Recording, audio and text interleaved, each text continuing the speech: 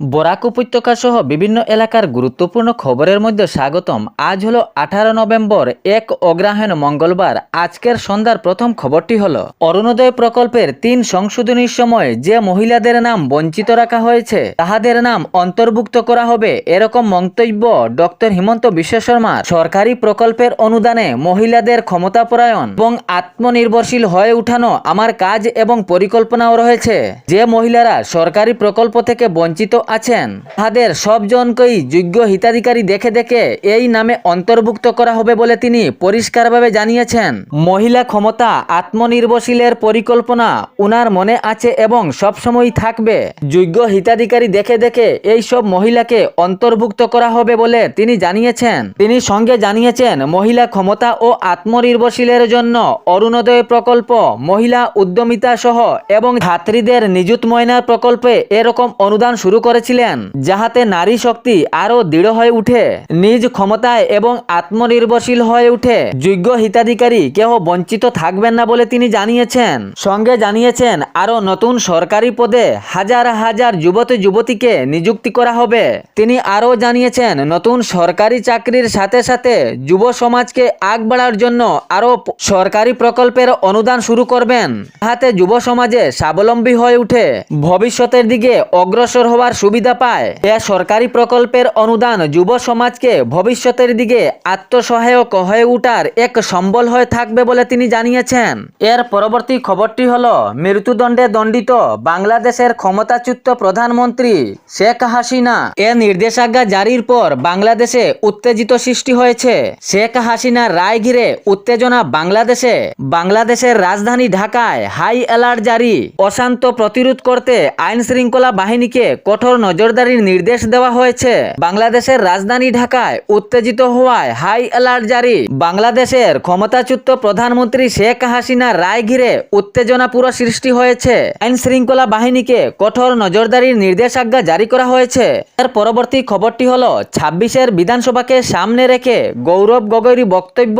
তিনি বক্তব্যের মাধ্যমে তুলে ধরেছেন নিজের স্বার্থে নয়, পরিবারের স্বার্থে নয়, জনগণ আমার পরিবার, আমার সদস্য, জনগণের স্বার্থে আমি কাজ করি। জনগণের কষ্ট হলে আমার মনে আঘাত লাগে, এটাই আমার আদর্শ।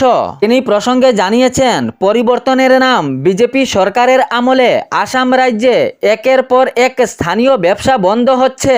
আসামের গর্ব হিসাবে চা শিল্প ও চা শ্রমিকরা আজ মহাবিপদে। তিনি জানিয়েছেন কংগ্রেস দলের প্রতিজ্ঞা কংগ্রেস সরকার এলে চা শিল্পকে পুনর্জীবিত করবে এবং একের পর এক যে স্থানীয় ব্যবসা বন্ধ হচ্ছে এগুলো আবার নিঃশ্বাসের পর্বে, এমনই খুঙ্কার বক্তব্য দিলেন কংগ্রেস নেতা গৌরব গগৈ। এর পরবর্তী খবরটি হলো 26-এর বিধানসভাকে সামনে রেখে ভোটার তালিকায় নতুন মোড় হতে চলেছে রাজ্যে।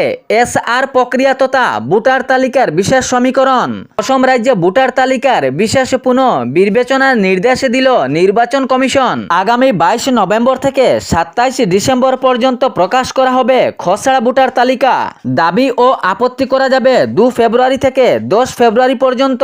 অসম রাজ্যে হতে চলেছে এসআর তথা ভোটার তালিকার বিশেষ সমীকরণ নির্দেশ নির্বাচন কমিশনের। এর পরবর্তী খবরটি হলো দক্ষিণ হাইলাকান্দির কালীচড়া রামপুর গ্রামের বেহাল রাস্তা দেখে ব্যক্তিগত খরচে রিপেয়ারিং করে দিলেন প্রাক্তন বিধায়ক রাহুল রায়। কাজ দেখে স্থানীয়রা খুবই খুশি এবং উনাকে কৃতজ্ঞতা জানিয়েছেন।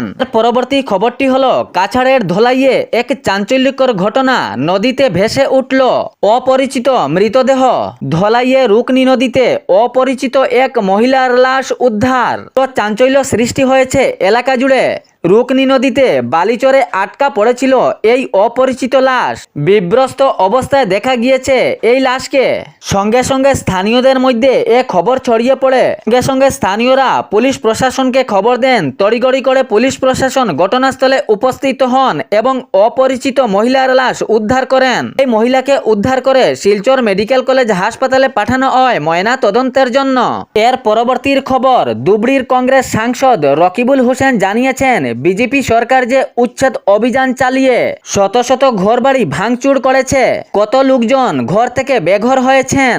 যদি রাজ্যে কংগ্রেসের পুনঃস্থাপন হয় তাহলে সব জনকেই ঘর বানিয়ে দেওয়া হবে, এ আশ্বাস দিলেন ধুবড়ীর কংগ্রেস সাংসদ রকিবুল হোসেন। এ ছিল বরাক উপত্যকা সহ বিভিন্ন এলাকার গুরুত্বপূর্ণ খবর। এরকম নিত্য নতুন খবর পাওয়ার জন্য চ্যানেলটি সাবস্ক্রাইব করে রাখবেন এবং ভিডিওটি লাইক করে শেয়ার করতে ভুলবেন না, যাতে সঠিক সংবাদগুলো অন্যজনের কাছে পৌঁছায়। ধন্যবাদ।